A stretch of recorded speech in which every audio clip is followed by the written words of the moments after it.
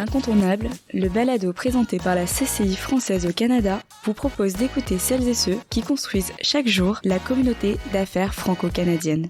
Profitez de ce quart d'heure incontournable, installez-vous et écoutez.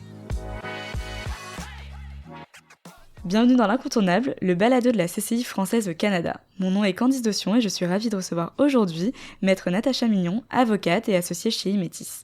Imetis, cabinet d'avocats dédié à l'immigration et à la mobilité professionnelle, leader dans l'accompagnement des entreprises et entrepreneurs français qui s'implantent au Canada. Imetis les accompagne dans toute leur démarche d'immigration en lien. Bonjour Natacha. Bonjour Candice. Merci d'avoir accepté notre invitation sur l'Incontournable. Nous sommes ravis de t'accueillir aujourd'hui dans ce nouvel épisode pour parler recrutement international et particulièrement comment embaucher un Français au Canada. Je te laisse d'abord te présenter, retracer un peu ton parcours, ce qui t'a amené à venir ici au Canada parce que tu es franco-canadienne. Alors, je suis arrivée au Canada il y a 15 ans, donc ce qui fait de moi une immigrante. Je suis passée par tout le processus administratif par lequel mes clients passent aujourd'hui. Ce qui m'a amenée initialement au Canada et en particulier au Québec, ça a été une proposition de mutation qui a été faite à mon mari. Donc moi, je suis arrivée comme ce qu'on appelle conjoint accompagnant. En revanche, le choix du Québec était un choix réfléchi parce que le Québec a signé une entente avec la France qui permet la reconnaissance des qualifications des professions réglementées. Et la profession d'avocat a été une des premières professions à mettre en place ces accords. Donc je savais qu'en venant au Québec, j'aurais d'une part un permis de travail et d'autre part la possibilité d'exercer comme avocate sans avoir à repasser par l'université. Donc ça, d'ailleurs, c'est quelque chose de vraiment important pour les conjoints qui vont suivre et puis même pour les personnes qui sont mutées, savoir qu'il y a ces accords avec le Québec, c'est vraiment quelque chose d'important. Donc ensuite, après un parcours classique, moi d'avocate en France, donc je suis devenue avocate ici au Québec, d'abord en droit des affaires et rapidement, je me suis intéressée par les questions d'immigration et de mobilité internationale. Parce que c'était un droit qui était extrêmement nouveau, je trouvais extrêmement développé par rapport à ce que j'avais connu en France et qui m'a rapidement passionnée. Donc j'ai commencé à me spécialiser et pour ne faire plus que ça depuis environ 10 ans et j'ai monté le cabinet Imetis en 2016 et maintenant nous sommes une des principales équipes indépendantes au Québec à pratiquer dans cette matière-là. Super, merci. Et peut-être avant de rentrer aussi dans le vif du sujet, tu pourrais nous présenter Imetis et ses différentes missions. Oui, avec plaisir. Eh bien, Imetis, c'est un cabinet d'avocats dédié à l'immigration. Qu'est-ce que ça veut dire ? Concrètement, ça veut dire qu'on va être mandaté par des entreprises qui s'implantent ou des entreprises déjà bien implantées au Canada et qui font venir des travailleurs. Donc, on s'occupe de toute la partie administrative, donc de la recommandation de la meilleure stratégie d'immigration temporaire et ensuite de toutes les formalités qui permettent l'obtention d'un permis de travail pour les employés de ces entreprises et naturellement l'accompagnement des familles qui va avec, parce que quand vous avez un projet d'immigration, il y a beaucoup de questions qui se posent, qui sont liées au statut des proches, au droit de fréquenter l'école pour les enfants. Tout ce type de questions. On traite beaucoup avec l'humain. Donc, c'est très administratif, mais on traite beaucoup avec l'humain. Et puis, c'est ce qui fait la matière, je pense, riche et passionnante. C'est sûr, c'est super intéressant. On observe depuis plusieurs années maintenant au Canada une pénurie de main-d'œuvre. Est-ce que tu pourrais nous en dire plus ? Est-ce que toi, chez Imetis, tu le vois ? Comment vous travaillez avec ce contexte ? Oui, je le vois tous les jours, 10 fois par jour. Donc, on est vraiment en plein dedans. Puis, je te dirais même que la pénurie de main-d'œuvre, c'est quelque chose que j'avais du mal à expliquer à mes contacts en France il y a encore 5 ans, je dirais, avant Covid, quand je disais mais je suis avocate en immigration, on aide les entreprises dans leurs besoins en recrutement à l'international. Auprès d'interlocuteurs français, il y avait comme une incompréhension. Maintenant, depuis Covid, je pense que les cartes ont été rebattues et c'est très clair. Je pense que la pénurie de main-d'œuvre frappe dans une grande partie du monde, pas seulement au Canada. Et je dirais même que quand j'ai commencé dans ce domaine-là, cette question d'un pays qui souffre de pénurie de main-d'œuvre, venant d'Europe, venant de France, où on a plutôt conscience de la gravité du chômage, voilà, du fléau que peut être le chômage. C'est vrai qu'on se dit, la pénurie de main-d'œuvre, c'est le contraire. Et puis, c'est pas si grave. Si, c'est très grave, parce qu'on voit des entreprises, en fait, qui ferment leurs portes. On voit des projets qui ne se font pas. On voit des usines qui ferment. On voit évidemment des commerces aussi. On voit des projets qui ne se font pas, des activités qui ne sont pas lancées à cause de cette pénurie de main-d'œuvre. Donc, lorsqu'une entreprise va se lancer à l'international, je dirais qu'il y a généralement 2 raisons principales. La première raison, ça va être l'implantation d'une société étrangère, qu'elle soit française ou autre d'ailleurs. Cette société va s'implanter puis va faire venir muter des cadres pour que les grandes politiques groupes soient appliquées, que les équipes soient formées selon les standards du groupe. Ça, c'est une première raison pour laquelle les entreprises se tournent vers le recrutement à l'international. Et l'autre grande raison, c'est parce que localement, on ne trouve pas les talents sur place, donc on se tourne vers l'étranger. Et ça, c'est vraiment quelque chose qu'on voit dans différents secteurs. On le voit dans l'industrie, on le voit dans les technologies de l'information, dans le manufacturier, dans le pharmaceutique, dans l'enseignement, dans beaucoup de domaines. Aujourd'hui, les entreprises se tournent vers l'étranger pour recruter. Ça introduit pas mal d'autres sujets. Comme je l'ai dit, aujourd'hui, on va décrypter ensemble les démarches d'immigration, notamment pour les entreprises françaises qui essayent de recruter à l'étranger. Est-ce qu'il existe des facilités pour embaucher un ressortissant français à titre d'entreprise française implantée au Canada ? Oui. La réponse est oui. Et peut-être une petite parenthèse ou un petit propos d'introduction. Lorsqu'on parle d'immigration, il y a beaucoup de confusion dans l'esprit des gens parce que c'est un sujet qui passionne, c'est un sujet qui fait souvent la une des médias. Et on voit, aujourd'hui au Canada, ça prend des années pour immigrer. Au contraire, parfois on va avoir des gens qui nous appellent et puis qui veulent immigrer le mois prochain. Donc, il ne faut pas se tromper, en fait, entre les 2 grandes catégories d'immigration. Il y a ce qu'on appelle l'immigration permanente, qui est une immigration qui va plus s'adresser aux familles. Donc, on a une famille française qui décide de venir au Canada pour vivre et auquel cas le projet se prépare sur plusieurs années. C'est un projet personnel, la famille arrive sans employeur. Et tu vas avoir l'autre pan qui est le pan de l'immigration temporaire où là, une des 2 personnes du couple ou une personne célibataire va venir sur la base d'un permis de travail. Et c'est vraiment, je pense que c'est cette immigration dont on va parler aujourd'hui, où tu as besoin d'avoir le soutien d'une entreprise pour obtenir un permis de travail. Là, on va être sur des délais qui vont entre quelques jours et 6-7 mois. Je dirais de façon générale. Est-ce que pour les Français, dans cette catégorie d'immigration temporaire, d'obtention d'un permis de travail, il y a des facilités ? Oui, définitivement.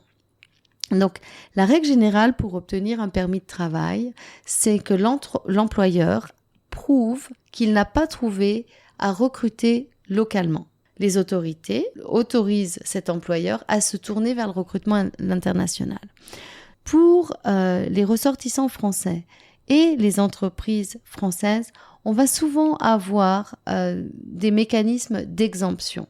Je vais en citer un, par exemple, le cas du transfert intrasociété. Donc, j'ai une entreprise en France qui a une filiale au Canada, qui veut transférer des managers, des gestionnaires, des cadres. On va avoir la possibilité d'utiliser la voie du transfert. Et en plus, avec une voie du transfert qui est relativement facilitée depuis la mise en place des accords, du CETA. Donc cet accord, donc là, qui s'adresse pas uniquement aux ressortissants français et aux entreprises françaises, mais bel et bien aux ressortissants européens et aux entreprises européennes, qui va encore faciliter les modalités de ce transfert. Donc ça, c'est un premier exemple. Tu as également le programme des jeunes professionnels pour les jeunes Français de 35 ans et moins, qui peut être une option. Et au Québec en particulier, là, ça s'adresse pas uniquement aux Français. On a 306 professions qui sont en demande, qui sont des professions pour lesquelles l'employeur va, en suivant un processus qui est très encadré, mais va obtenir une autorisation d'embaucher un ressortissant étranger, sans avoir à afficher le poste sur différents moteurs de recherche. Donc ça facilite beaucoup quand même le processus. Ça s'obtient en 6 à 8 semaines. Et le ressortissant français qui se verrait remettre cette autorisation de l'employeur, qui s'appelle une étude d'impact sur le marché du travail, va pouvoir ensuite venir demander son permis de travail directement à la frontière, ce qui n'est pas possible pour les ressortissants de toutes les nationalités. Donc ça reste un avantage. Le français également, la maîtrise du français est un avantage. Alors là, c'est un avantage très direct lorsqu'on parle d'une embauche même hors du Québec, puisqu'il y a une forte volonté des autres provinces hors Québec d'attirer des francophones, où là, on peut obtenir un permis directement en prouvant qu'on est français. Donc, qu'on est francophone, pardon. Donc, je dirais que les Français vont bénéficier à la fois des accords pays qui sont signés avec le Canada directement par la France ou par l'Europe, et également du fait que la population est francophone. Est-ce que du coup, tu pourrais nous préciser les options pour transférer un talent déjà à l'embauche du groupe en France? Donc, tu parlais de transfert. Ouais. Comment ça se passe? Oui. Alors, il y a des conditions. Donc, un transfert, ce n'est pas pour toutes les catégories professionnelles. Pour un transfert, on peut soit muter un cadre, un gestionnaire, un manager, soit un spécialiste. Alors, un spécialiste, c'est vraiment très technique. C'est quelqu'un qui a une connaissance d'un savoir-faire particulier à l'entreprise. Nous devons prouver donc que le groupe français a une certaine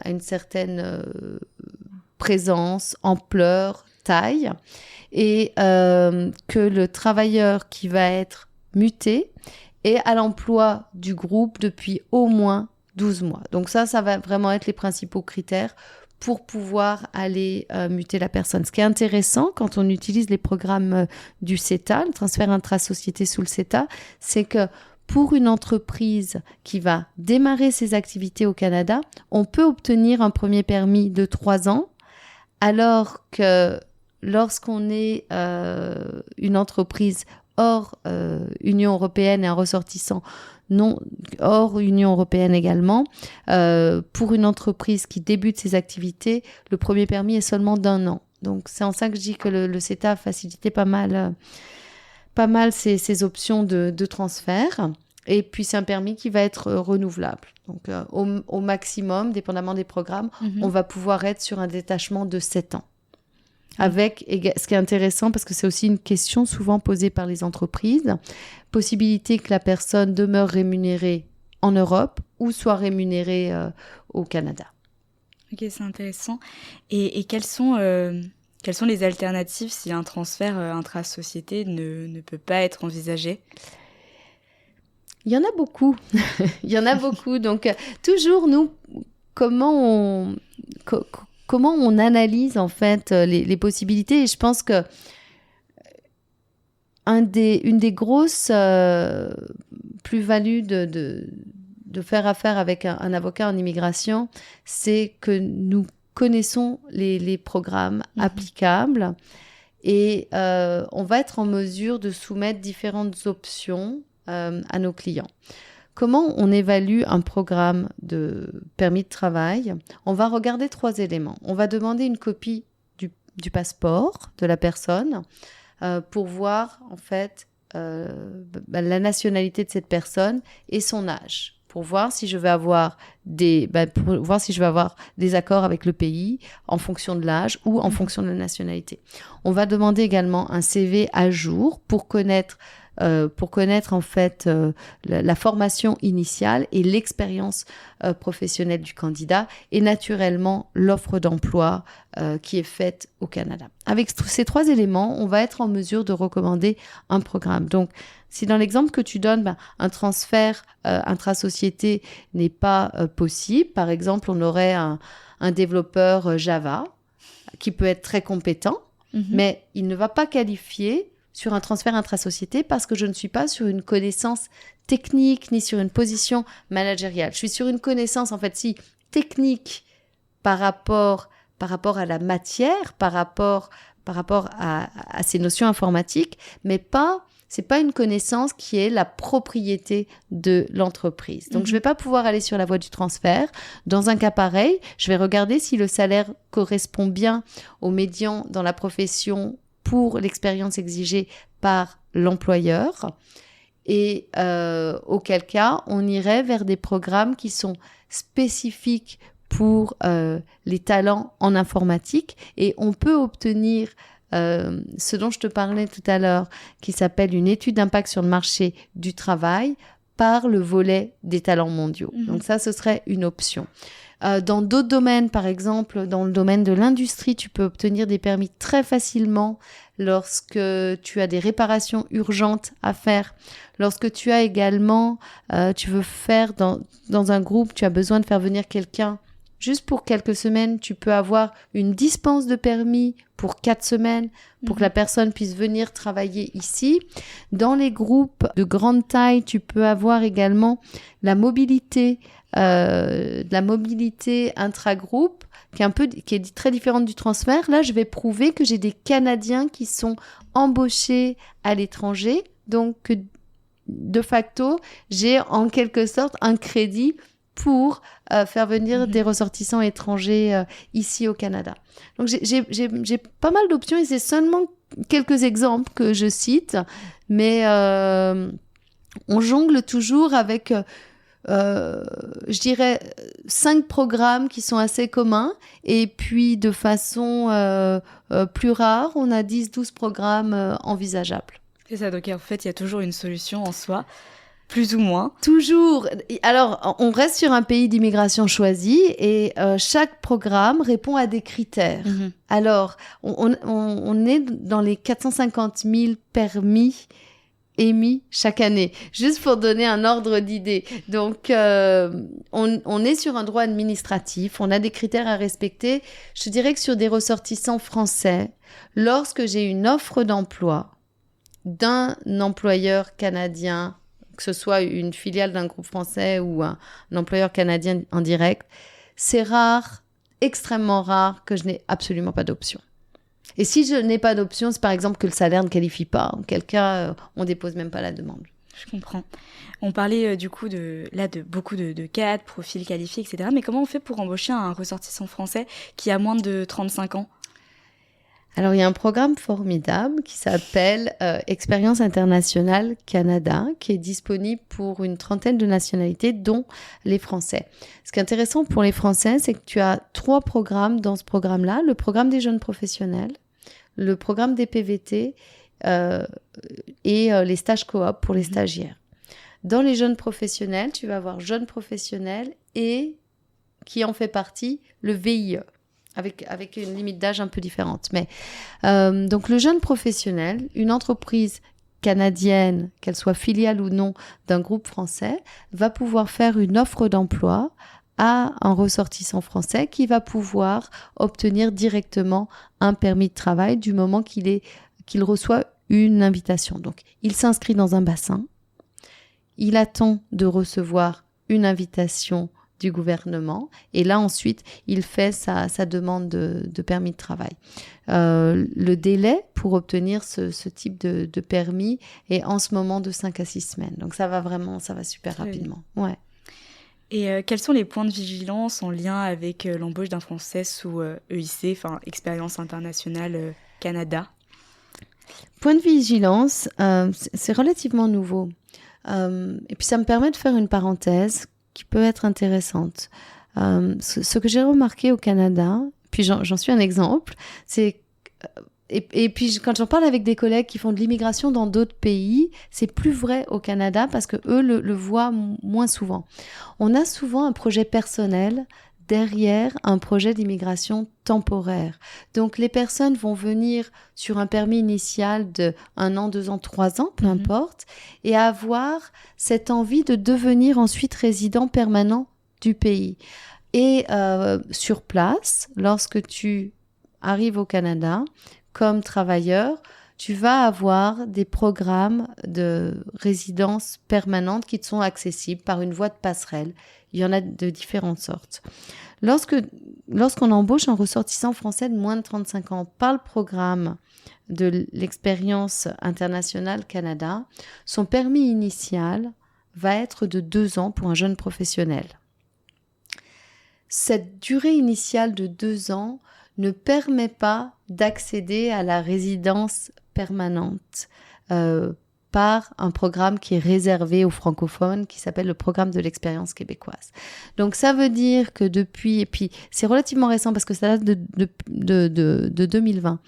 Depuis 2020, lorsqu'on fait la définition de la meilleure stratégie d'immigration, on va discuter avec nos clients s'il est mieux que la personne arrive très rapidement selon des modalités en fait administratives assez réduites, mais pour une durée seulement de 2 ans, ou qu'on la fasse venir sur une durée plus longue de 3 ans par un processus qui est un petit peu plus délicat à mettre en place et également plus coûteux. Donc c'est ce type de décision et puis de discussion qu'on doit avoir avec nos clients parce que si vous venez aujourd'hui sur un permis jeune professionnel de 2 ans, ça impose à l'employeur de demander un renouvellement du permis avant que la personne puisse obtenir sa résidence permanente. Donc c'est un point de vigilance qui m'est venu à l'esprit, comme ça. Et tu parlais du jeune pro. Quelle est la différence entre le permis jeune pro et le permis VIE? C'est quoi les avantages du VIE? Alors, pour les autorités d'immigration, il n'y a pas vraiment de différence. Okay. Un jeune pro égale un VIE, plutôt le VIE est une sous-catégorie du jeune professionnel. Pour l'employeur, c'est très différent parce que le VIE va passer par les services en fait de Business France. Et l'employeur, s'il répond aux critères, va bénéficier d'un nombre important d'avantages financiers s'il recourt à l'embauche d'un VIE. Donc c'est un programme, au cabinet, nous avons énormément de clients qui passent par ce programme VIE. J'imagine c'est un programme qui est quand même pas mal intéressant pour les entreprises et puis même pour les jeunes Français. Absolument. Et on voit, parce que la limite d'âge donc, n'est pas de 35 ans, elle est de 28 ans, on voit vraiment des profils maintenant très qualifiés sur des VIE. J'imagine. Et là, on a parlé de beaucoup d'options. Est-ce que toutes ces options sont disponibles partout au Canada ou est-ce qu'il y a des divergences Québec, Ontario? Tu vas avoir des différences en fonction des programmes, notamment sur... Lorsque tu as un programme, un permis initial et ensuite tu pars sur de la résidence permanente, là on part sur des programmes totalement différents. La principale différence, à mon avis, est un programme disponible ailleurs au Canada et pas au Québec, c'est sur l'attraction des francophones. Donc pour toutes les personnes qui peuvent prouver qu'elles parlent français, qui sont admis à un poste qualifié, il y a vraiment l'option d'obtenir un permis de travail très facilement, même souvent directement à la frontière. Merci beaucoup. Peut-être pour conclure un peu notre échange, quelles sont les prévisions, les changements en immigration à prendre en compte pour 2023 ? On a eu depuis, je dois dire que Covid, alors il y a eu un ralentissement des procédures pendant Covid, on a vu quelques semaines les permis de travail qui n'étaient plus traités, on a vu des ambassades qui avaient plus de mal également à suivre les délais, ça n'a jamais été le cas de l'ambassade de Paris. En revanche, ce qu'on a vu aussi, c'est beaucoup de procédures se dépoussiérer. Il y avait encore, avant Covid, énormément de procédures que nous soumettions par voie papier. Avec en plus parfois lorsque les signatures originales étaient demandées, c'était sympa puisqu'il fallait récupérer les signatures originales partout dans le monde. Donc les procédures se sont modernisées. Je pense que la prévision, je pense que la tendance va continuer en 2023.